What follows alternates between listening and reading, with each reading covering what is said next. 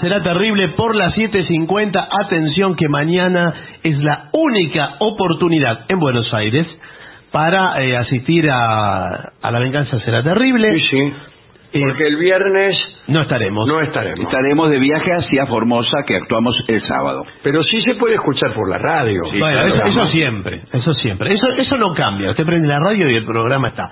Pero así que vaya mucha gente mañana. Sí. Así pueden no ir el viernes.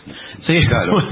Mañana 8 de la noche en Venezuela 3:30, Caras y Caretas, y la semana que viene también estaremos solo el jueves. Así que anótense el jueves con resaltador.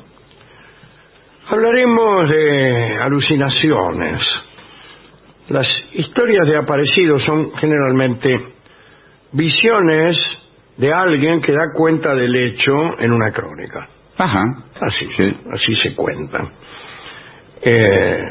El espectro consigue entidad como tal cuando su aparición es certificada por un segundo personaje que lograba verlo. ¿Entiende? Yo le puedo contar a usted, sí, vi un espectro. Pero si aparece una segunda persona, por ejemplo Gillespie, dice, yo también lo vi. Ahí aparece una nueva dimensión de lo que ha ocurrido. Porque son alucinaciones generales, no se sabe si existe esto. Vamos a ver. En muchas ocasiones esa supuesta presencia espectral sigue siendo dudosa para los escépticos que desconfían del cronista, pero el problema para los escépticos se presenta implacablemente cuando una aparición es vista no ya por una, ni siquiera por dos personas, sino por una multitud de personas al mismo tiempo. Y ahí resulta muy difícil refutar esta visión. Contaremos algunos casos de visiones multitudinarias de espectros, milagros, fantasmas, demonios, etc. Cuentan que en una batalla indecisa y en medio de la violencia y del estruendo, los guerreros griegos creyeron ver a los hermanos Cástor y Pólux, los Dioscuros, ¿no?, combatiendo en la vanguardia y tratando de infundir valor al resto de la tropa. Eso es lo que vieron todos. Bueno. Los escandinavos decían ver, en medio de las luchas, a las Nornas, las damas del destino, ¿cierto? Son parecidas, ya que son tres, a las Moiras, y parece que las Nornas elegían también a los seres que morían y a los que debían perecer. Esto me parece más propio de las valquirias que no de las Nornas, pero bueno. Hay una historia entre los cristianos y ya documentada. Fue informada por escrito por Bernal Díaz del Castillo, uno de los compañeros de Hernán Cortés en su conquista de México y de los mejores cronistas que ha tenido toda la conquista. Después de haber dado cuenta de una gran victoria, cuenta Bernal que el apóstol Santiago, montado en un caballo blanco, se mostró a los combatientes y ayudó mucho a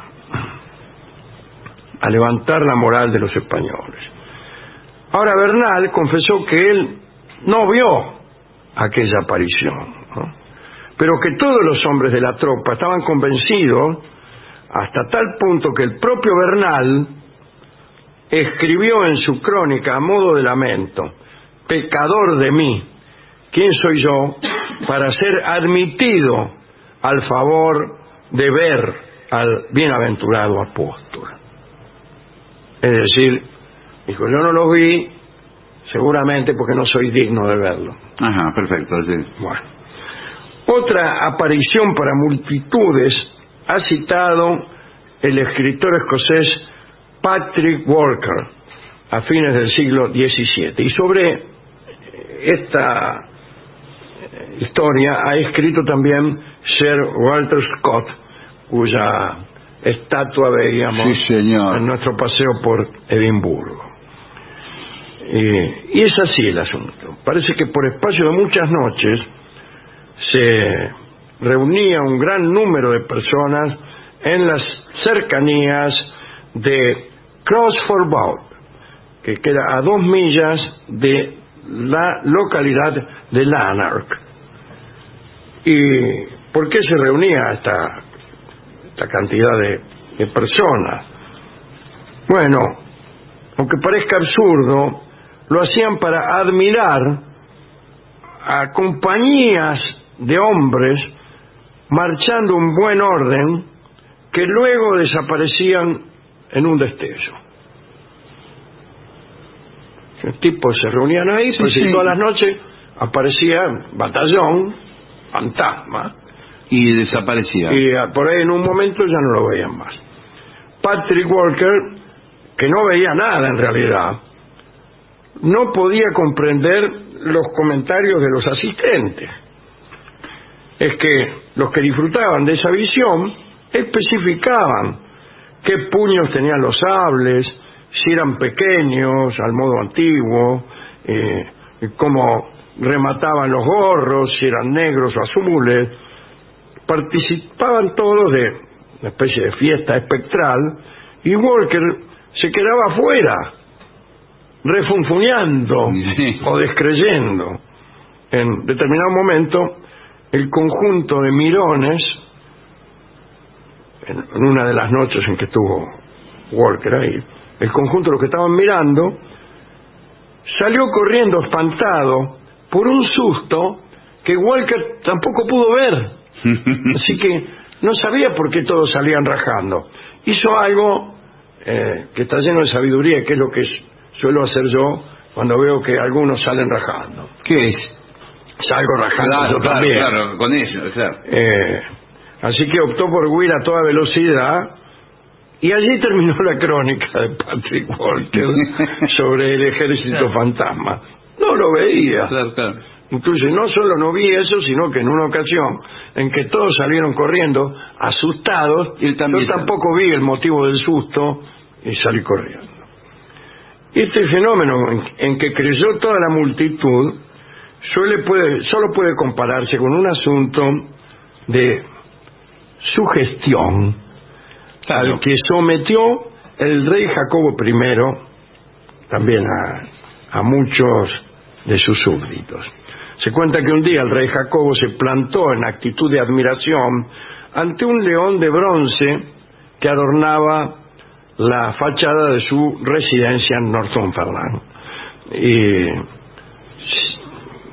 simuló estupefacción e hizo notar que el león movía la cola.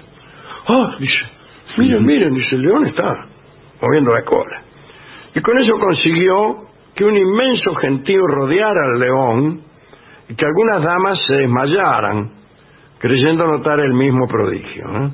Otros nobles, obsecuentes, también mostraron admiración y felicitaron al rey por tener entre sus bienes un león de bronce milagroso.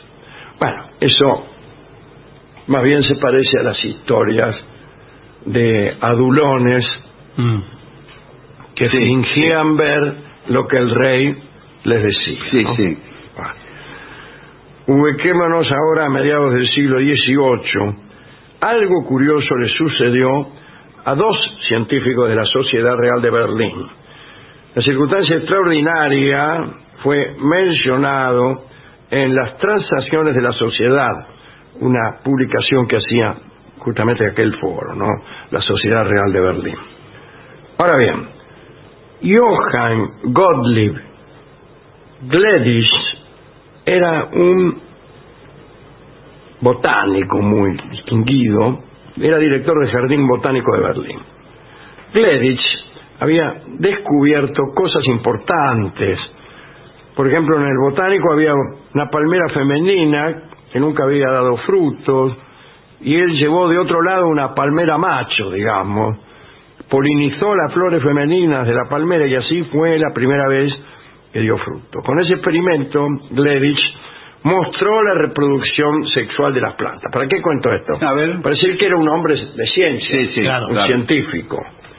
Y había otro científico amigo de él, Frenkel, que era catedrático de Historia Natural en Berlín. Eran tipos respetados y tenidos por hombres serios, que se refugiaban en el más sólido racionalismo, ¿no? Un día, Gleditsch y Frenkel atravesaron un salón de la Sociedad de Ciencias y vieron a un colega, el señor de Maupertuis, de pie, inmóvil, en el primer ángulo de la izquierda. Eran las 3 de la tarde. El problema era que este colega había muerto hacía algunos años, en la ciudad de Basilea. Pierre-Louis de Maupertuis también había sido un científico notable. Había sido presidente de la sociedad en tiempos del rey Federico el Grande, tenía relación académica con Voltaire, con quien se carteaba. Bueno,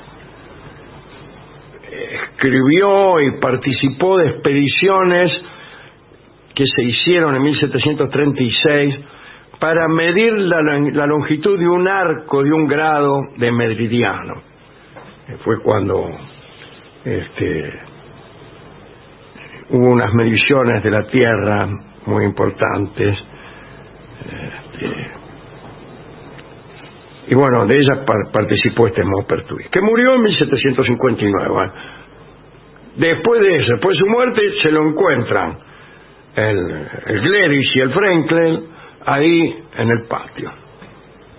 Dice la crónica: sobradamente bien sabían los eruditos que las leyes físicas no permitían que el señor de Maupertuis estuviera allí presente. Gleditsch y Frenkel no se sobresaltaron en absoluto.